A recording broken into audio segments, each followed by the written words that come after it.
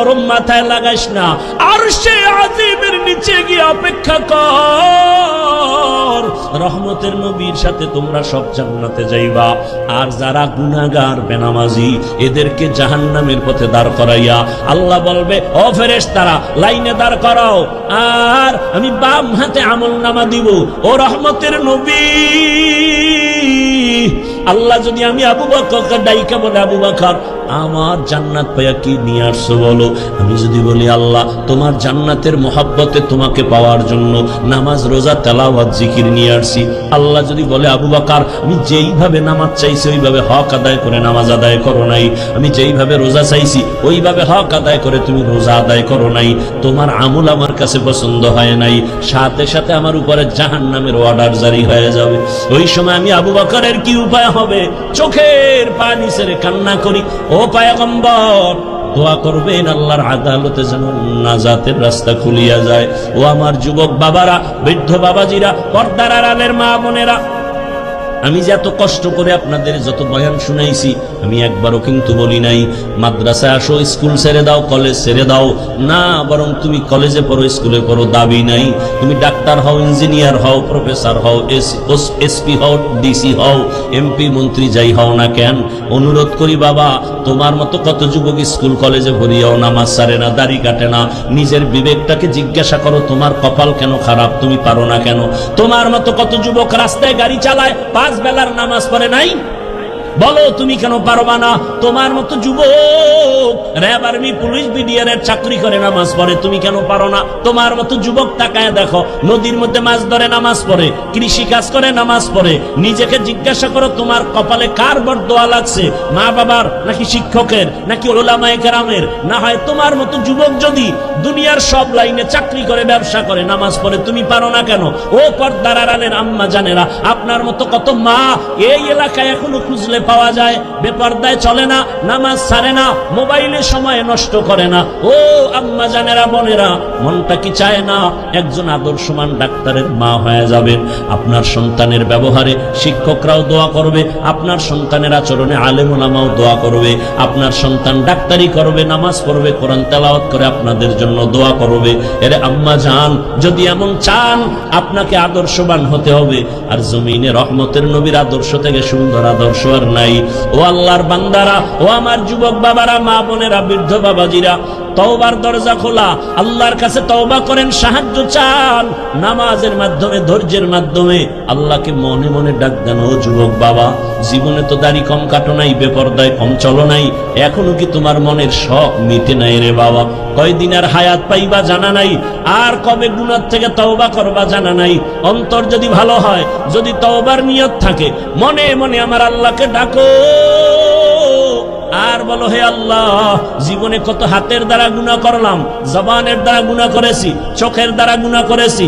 ও আল্লাহ, আমার মতো যুবক জেনারেল লাইনে থাকিয়া যদি নামাজ পড়ে আমি কেন পারবো না?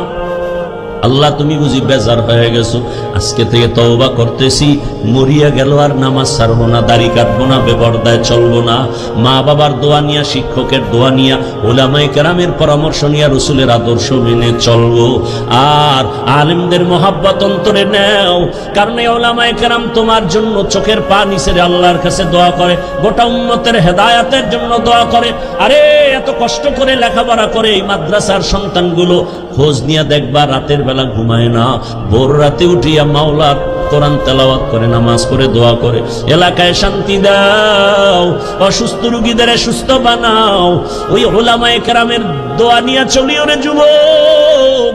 আর উলামায়ে কেরাম যেখানে তৈরি হয় ওদিকে তোমার অন্তরটা নরম রাখিয়া পারলে সহযোগিতা করিও। আর আল্লাহকে বলিও, আল্লাহ আলেম হইতে পারি নাই, একজন আলেমের সহযোগী হতে চাই, একটু সহযোগিতাও করিও। আল্লাহর মহাব্বতে কোরআনওয়ালাদের সহযোগিতা করা, জীবন তোমার দুনিয়াতেও কামিয়াব হবে, পরকালেও কামিয়াব হবে। খবরদার এমন অন্তর যেন না হয় যে কোরআনওয়ালাও হতে পারলা না, কোরআনওয়ালাদের খেদমতেও তুমি আসতে পারলা না, এমন বদনসিব যেন তোমার না হয়।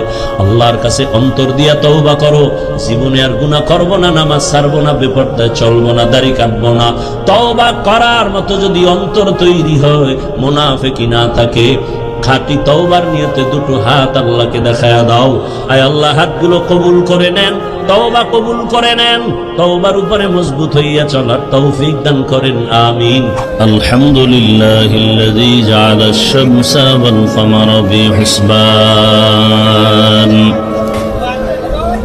One Nazma wash শাজারা ইয়াসজুদান وفضل زمانا على زمان كما فضل مكانا على مكان وإنسانا على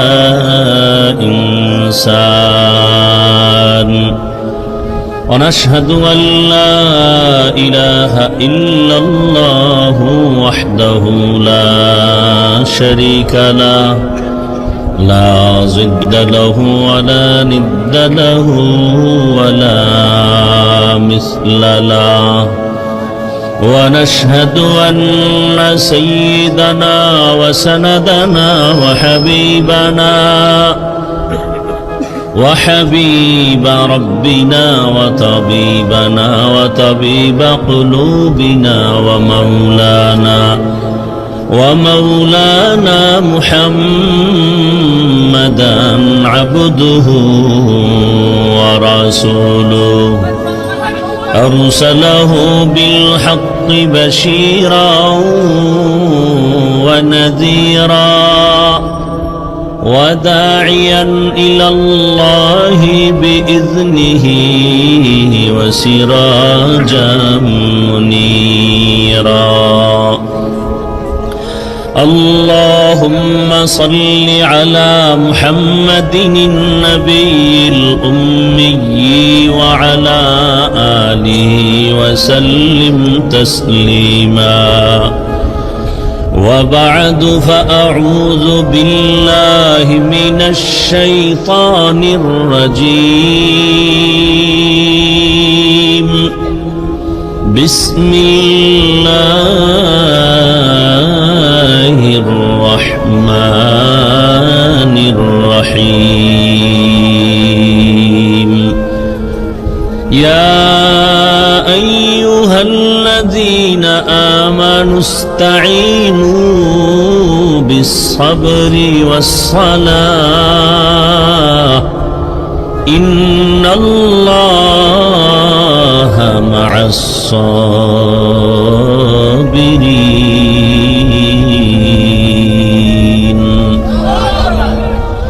وقال رسول الله صلى الله عليه وآله وسلم من يرد الله به خيرا يصب منه صدق الله مولانا العظيم وصدق رسوله النبي الأمي الكريم ونحن على ذلك من الشاهدين والشاكرين والذاكرين والحمد لله رب العالمين.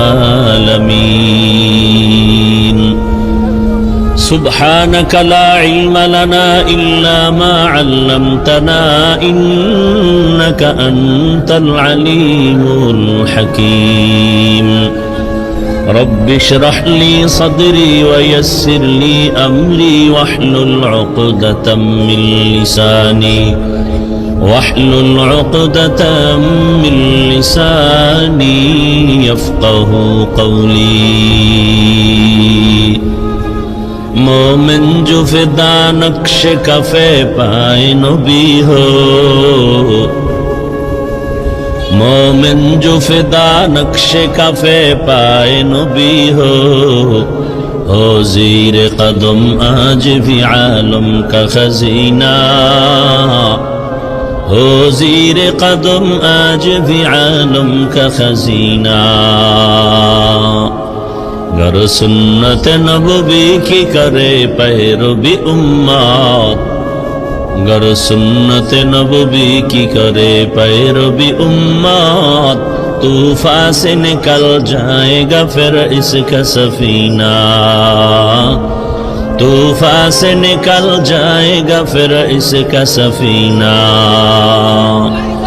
आशिक हो बिरादर शहंशाह दो आलम, आशिक हो बिरादर शहंशाह दो आलम, मिश्कों से ज्यादा मुबारक जिसका पसीना, मिश्कों से ज्यादा मुबारक जिसका पसीना। कर दिल में तड़प हो मेरे आका का ज़ियारत, कर दिल में तड़प हो मेरे आका का ज़ियारत। एक आन में आए नबी दिखला दे मदीना, एक आन में आए नबी दिखला दे मदीना। ला इलाहा इल्लल्लाह, ला इलाहा इल्लल्लाह, ला इलाहा इल्लल्लाह, ला इलाहा इल्लल्लाह मुहम्मदुर রাসূলুল্লাহ।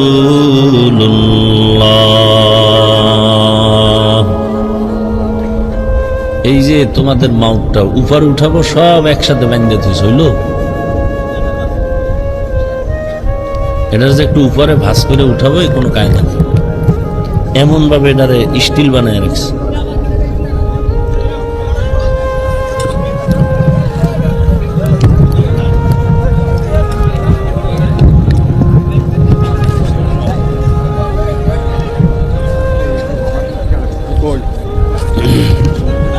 বাস বাস, ডিস্টার্ব করি না। ইকো দিবা না, রিভাব দাও আর ভলিউম দাও। ওই মাইকের ভলিউম দাও, এটা দেওয়ার বেশি দরকার নেই, ইকো যেন না হয় কথায়। মহান্দি সাইফুল উলুম কওমিয়া মাদ্রাসা ও এতিমখানার উদ্যোগে আয়োজিত বার্ষিক ওয়াজ মাহফিল 23 অক্টোবর 2025 মহান্দি ফুটবল ময়দানে আয়োজিত মহতি এ মাহফিলে উপস্থিত মুহতারাম সম্মানিত সভাপতি আলহাজ মাওলানা মুজাম্মেল হক দামাত বারাকাতুহুম, অন্যান্য হযরত উলামা ইকরাম, অত্র অঞ্চলের বিভিন্ন স্থান থেকে আগত আল্লাহ পাকের আশিকিন, জাকিরিন, শাকিরিন, মুহিব্বিন, মুরব্বিয়ান আযম, কলিজার টুকরা আমার সমবয়সী যুবক বন্ধুগণ, স্নেহের ছোট ভাই, পর্দার আড়ালে মা বোনেরা, আল্লাহ পাকের দরবারে শুকর যে আল্লাহ পাক আমাদেরকে সুস্থ রেখেছেন, আলহামদুলিল্লাহ। জীবনের এক অমূল্য সম্পদের নাম সুস্থতা। টাকা পয়সা বাড়ি গাড়ি সব আপনার আছে, কিন্তু আপনি অসুস্থ, এই জীবনের কোনো মূল্য নাই।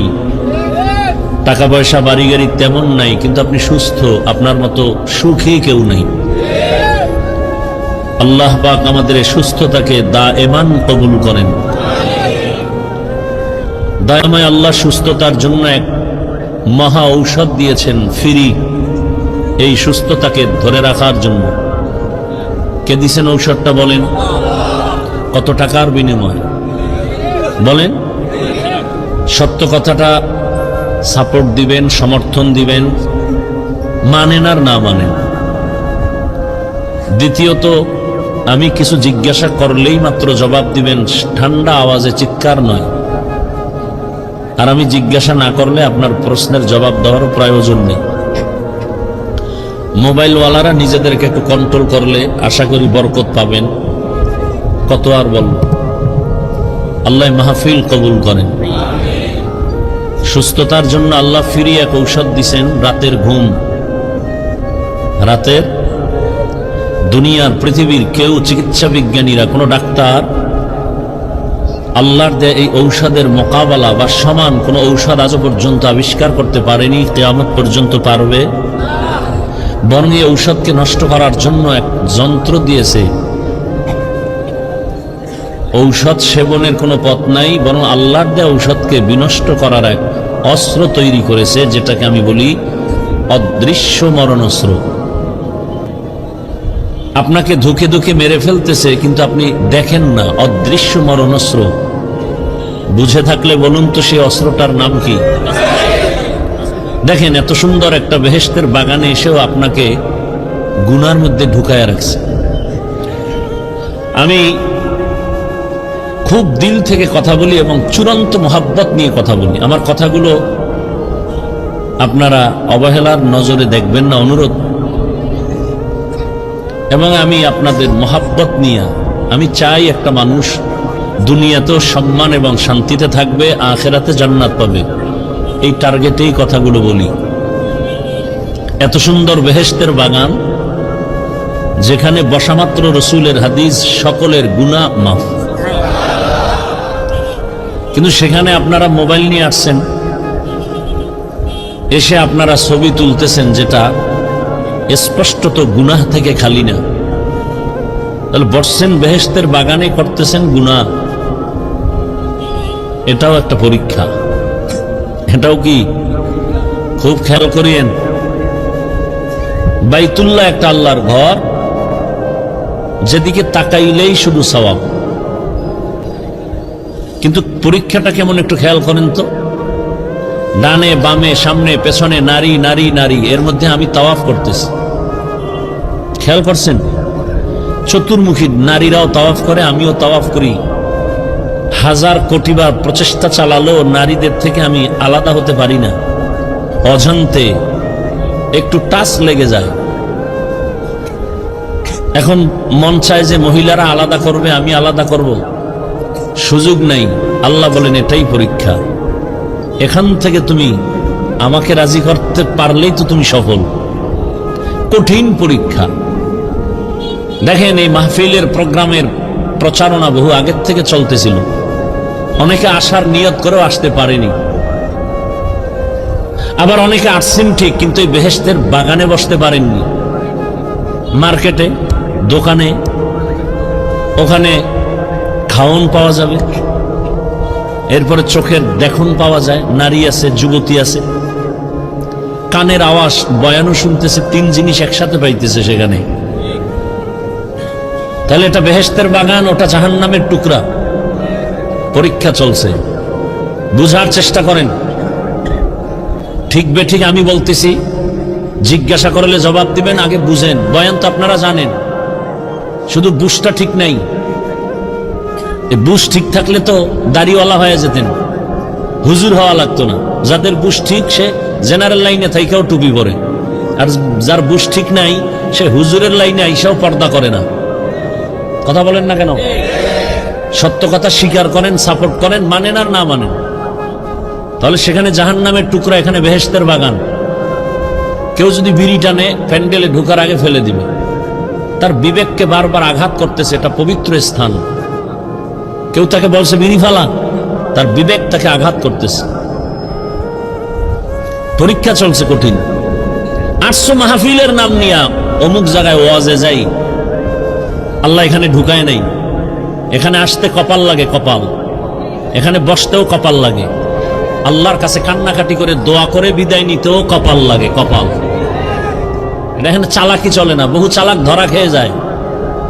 সব চালাকের চালাকি সব জায়গায় চলে না। বহু চালাক উলঙ্গ হয়ে জঙ্গলে ঘুরে, বিল্ডিং খালি, ঘুমাইতে পারে না।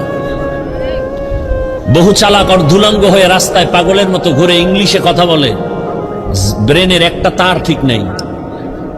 জিন্দেগি বড় কঠিন।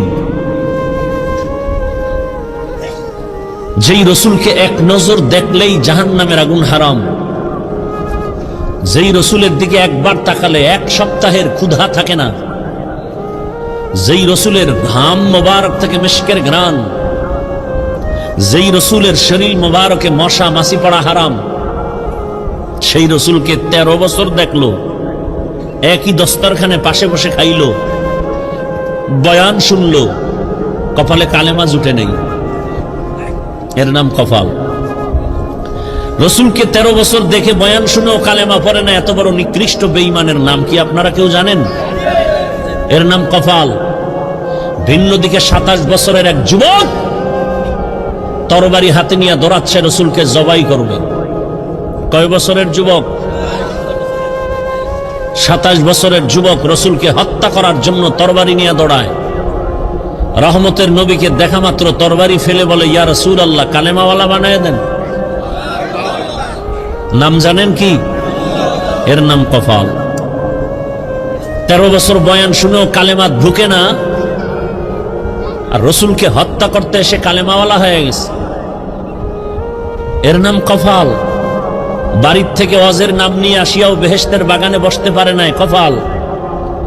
আবার একদল বেহেশতের বাগানে বসছে ঠিক, কিন্তু বয়ানটা কলবে নিতে পারে না, মোবাইল দিয়া কলবের দরজা বন্ধ রাখছে, কফাল। আমি যা বলি ওভার 100 গ্রান্টেড কথা বলি, ফাউল কথা বলি না। বুঝার চেষ্টা করেন, যারা মোবাইল নিয়ে ব্যস্ত তাদের কলবের দরজা বন্ধ। বয়ান মোবাইলে ঢুকতেছে, কলবে ঢুকবে না। আপনি মানেন আর না মানেন জানার বিষয় না, বলার দায়িত্ব আমার। তাদের কলবের দরজা বন্ধ, কলবে বয়ান ঢুকবে না। সে মোবাইল নিয়ে ব্যস্ত, ছবিটা ঠিক মতো উঠলো কিনা ব্যস্ত, রেকর্ড ভালো হচ্ছে কিনা ব্যস্ত। এটাকে বলে অনাধিকার চর্চা করা, ব্যর্থ চেষ্টা যাকে বলে। এটা কোন চেষ্টা? ব্যর্থ, যে চেষ্টার সফলতা নাই। আপনারা অনেক জ্ঞানী শিক্ষিত, আমাকে জবাব দেন। আপনারা 200 হাত দূরে বসে মোবাইল নিয়ে ছবি তুলতেছেন, রেকর্ড করতেছেন, বিবেক দিয়ে জবাব দেন তো, আপনার রেকর্ডটা একুরেট, পিওর হচ্ছে? সত্য কথা বলেন, ছবিটা স্পষ্ট যাচ্ছে? বরং আপনার কাজটা নিখুঁত ভাবে মিডিয়াওয়ালারা করতেছে। বলেন না কেন? তা আপনি এখান থেকে সকালে ডাউনলোড করে নিলে হয় না? এতটুকু বুদ্ধি না থাকলে কচু গাছ খুঁজেন। আল্লাহ হেদায়াত দান করুন, আল্লাহ আমাকে হেদায়াত দান করুন। অনেকে ভাবতেছে হাফিজ ভাই এত রাত এই কথা শোনার জন্য তো আমরা অপেক্ষায় ছিলাম না। ওয়াজ করবেন, ওয়াজ। আমি ওয়াজ করার আগে ওয়াশ করতেছি, ওয়াশ। আগে ওয়াশ হবে, তারপরে ওয়াশ ঢুকবে, না হয় ঢুকবে না। যে মোবাইল নিয়ে কলবের দরজা বন্ধ করেছ, সারা রাত বয়ান করলে কি হবে? ফজর পড়ো নাই, জোহর পড়ো নাই, আসর পড়ো নাই, মাগরিব পড়ো নাই, এশা পড়ো নাই। মোনাজাতের পরে গুড়গুড় করে চলে যাবে, দরজা জানালা বন্ধ করে বাসায় গিয়ে সারা রাত মোবাইলে জেনা জেনা জেনা, চোখের জেনা, হাতের জেনা, জবানের জেনা, অন্তরের জেনা, ফজর পড়বানা। কি হবে কি বয়ান শুনে বলো? আল্লাহ আমাকে হেদায়াত দান করুন। আপনাদের হেদায়াত লাগলে বলে নেন আল্লাহর কাছ থেকে। দোয়া কমায় দিছি অন্যের জন্য, কারণ দোয়া করলে মামলা খাই। মসজিদ কমিটির জন্য দোয়া করছি, চান্দা টান্দা দিছে, দান করছে, পরে শুনি কমিটি টাকা খাইয়া লাইছে। এলাকার মানুষ গরম, মসজিদেরও দোষ নাই, কমিটির দোষ নাই, দোয়া করছে হুজুরের, এই হুজুরের ধর, মামলা করতে হবে সেই হুজুরের বিরুদ্ধে।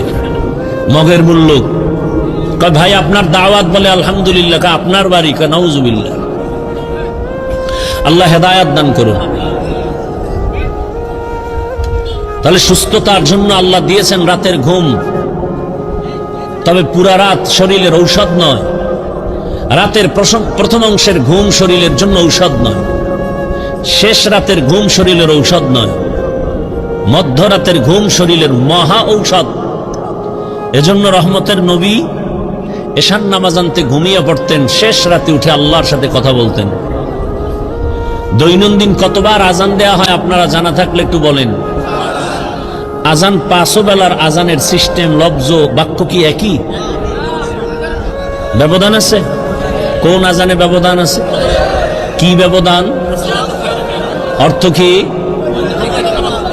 ঘুমের চেয়ে নামাজ ভালো, আর তুমি ঘুমাইও না, ঠিক মতো পড়িলে নামাজ জান্নাত তোমার ঠিকানা।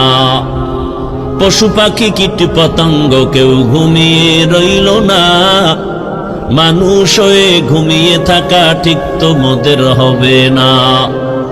আহাতে মন কঠিন দিনেতে নামাজ তোমায় ভুলবে না, ঠিক মতো পড়িলে নামাজ জান্নাত তোমার ঠিকানা। আমার প্রাণের ভাই বোনেরা জলদি করে উঠে যাও, ওযু করে তাড়াতাড়ি নামাজ পড়তে লেগে যাও। আহা নবী বেনামাজির শাফাআত করিবেন না, ঠিক মতো পড়িলে নামাজ জান্নাত তোমার ঠিকানা। ঘুমের চেয়ে নামাজ ভালো, আর তুমি ঘুমাইও না, ঠিক মতো পড়িলে নামাজ জান্নাত তোমার ঠিকানা। মাগরিবের আজানে কেন বলা হলো না ঘুম থেকে নামাজ ভালো? এশার নামাজের আজানে কেন বলা হলো না ঘুম থেকে নামাজ ভালো? ফজরে কেন বলা হলো? কারণ আছে না নাই? আছে। আমরা সবাই সুস্থ থাকতে চাই, বলে কি পরিমাণ, বলে ওভার 100 অল টাইম।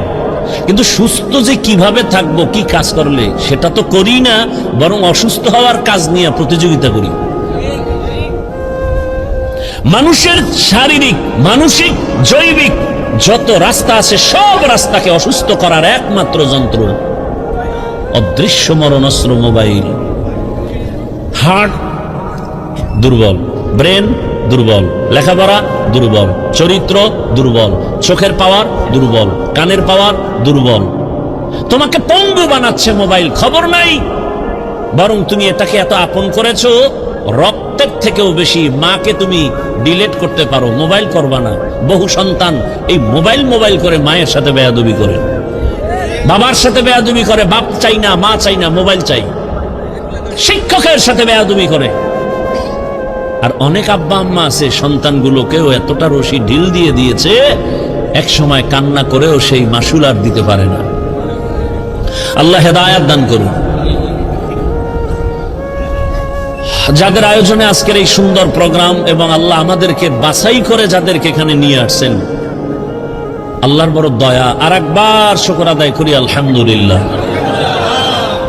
দরুদ ও সালাম সৈয়দুল মুরসালিন রহমাতুল লিল আলামিন শফিউল মুজনিবিন খাতামুন নবিয়্যিন সৈয়দুস সাকালাইন ইমামুল মুরসালিন শফিউ আযম রাসূল আকরাম রাহমাত আলম নবিয়ুল আরব আল আজম হাবিব কিবরিয়া আশরাফুল আম্বিয়া সৈয়দুল আম্বিয়া शफीअ महशर साक़ी कौसर आक़ाए नामदार मदीना का ताजदार आफ़ताब नबूवत फ़ख्र मौजूदात सय्यदुल मखलूक़ात हज़रत मुहम्मदुर रसूलुल्लाह। नबीजिर नामे दरूद पढ़ले गुनाह है ना सवाब? মনে চায় বলতে, কিন্তু আপনারা তো আমল করবেন না, এই জন্য আবার বাধা আসতেছে। কারণ ভালোবাসা নিয়ে বসছি তো। কেমন ভালোবাসা, যদি কেউ বলে নিচে নেমে পাও ধর, তাহলে আমি নবীর আদর্শ মানবো, আমি এখন নিচে নেমে আসবো তোমার পাও ধরার জন্য। এতটুকু দিলের ভালোবাসা নিয়ে কথা বলতেছি। ও যুবক বাবারা, এমন কপাল নিয়ে কি তুমি দুনিয়াতে আসছো যে জীবনভর শুধু অন্যের ক্ষতি করে যাবা? তোমার দ্বারা জীবনে কেউ উপকার হতে পারবে না। তোমার কপাল এত খারাপ। জানি না ওমরের কপালওয়ালা কারা আর আবু জাহালের মতো কপালওয়ালা কারা। মোনাজাত পর্যন্ত দেখতে থাকবো কার কপাল ভালো কার কপাল খারাপ, দেখা যাবে। কেউ আসছে, মনের মতো বয়ান হয় নাই। তোমার মনটা কি আল্লাহমুখী? তুমি তো বিড়ি টানো, গাঞ্জা খাও, নামাজ নাই, রোজা নাই, তেলাওয়াত নাই, হালাল নাই, তোমার মনের মতো বয়ান হবে কিভাবে? বরং কোরআন অনুযায়ী তোমার মনটা তৈরি করো। ইসলাম অনুযায়ী তোমার মন হবে, তোমার মনের মতো ইসলাম হবে না। কোরআন অনুযায়ী তোমার দিল হতে হবে, তোমার মন কোরআন অনুযায়ী হতে হবে। কোরআন তোমার মন অনুযায়ী হবে না। উল্টা বুঝো কেন? অনুরোধ থাকবে, ইশারায় বলছি বুঝেন নাই, খোলা মেলাই বলি, মোনাজাত পর্যন্ত উঠবেন না, রাত্র অনেক হয়ে গেছে। এতদূর প্রোগ্রাম নিতে চাই না, কষ্ট হয় অনেক। এমনিই তো কষ্ট করি, এই বয়সে আমার মতো কষ্ট কে করে আল্লাহু আলাম, আল্লাহ জানেন। 12 মাস পিয়ের রৌদ্র আর বৃষ্টি, ফজরের পরে, জোহরের পরে, আসরের পরে, মাগরিবের পরে, এশার পরে, নীলে সারা রাত, 12 মাস। একটা মাস বাদ নাই যেদিন আমার প্রোগ্রাম থাকে না। এই জন্য বহুত দূর, তারপর আসছি। চিন্তা করি মানুষ কত কষ্ট করে, মহব্বত করে দিনের জন্য। টাকা পাবে না, খানা পাবে না, বসার বিছানা ভালো না, আসছে পকেটের টাকা ব্যয় করে। দুনিয়ার কোন নেতা খাতারা ডাকলে তো ফ্রি গাড়ি দিত, ভাড়া দিত, নাস্তা দিত। আর এইখানে তো আসছে সব কষ্ট করে। আমি একটু কষ্ট করলে যদি দিনের উপকার হয়, আমি কষ্ট নিজে স্বীকার করে আসছি। অথবা আপনারা আমাকে একটু কথা বলার সুযোগ দিলে আমি বলবো, আর সেটা আমি তখনই আমি আনন্দে কথা বলার সুযোগ পাবো যদি আপনারা অধীর আগ্রহে আমার জন্য দোয়া করেন এবং চুপচাপ থাকেন। উঠা বসা করলে বক্তব্য টক্তব্য সব কিছু খতম, শুধু দোয়া করব, মোনাজাত দেব, হাত দুইটা উঠাবো আর দোয়া হয়ে যাবে। এখন সে হাতটা উপরে উঠাবো আপনাদের ইশারা পেয়ে। যদি দেখি না শুনতেছেন আলহামদুলিল্লাহ, আর যদি দেখি না ব্যারাম বিড়ির নেশায় দৌড় মারছে, আর বসতে পারে না, ওর কপাল খারাপ, এতগুলো মানুষ নিয়ে মা বাবার জন্য দোয়া করা, এটা তো কপালের বিষয়। এত সুন্দর জায়গায় আল্লাহ নিয়ে আসছেন, কিন্তু শয়তানের সাথে একটু যুদ্ধ করে যে দোয়াটা করে যাবেন, এটা হয় না, তো কপাল। আল্লাহ শেষ দোয়া করে যাওয়ার আমাদেরকে তৌফিক দান করেন। যেটা চাইছিলাম বলার জন্য বলবো, মানবেন কিনা আমাকে আগে বলতে হবে, চেষ্টা করবেন ইনশাআল্লাহ। আচ্ছা, আপনারা আমাকে বলেন তো, আপনার দিল থেকে আপনি এটা চান কিনা যে যেখানে যাবেন সেখানেই আপনার সম্মান হবে, সবাই সম্মান করবে? সবাই চান? তাহলে আমলটা দিয়ে গেলাম, করবেন কিনা জানি না, বলে গেলাম।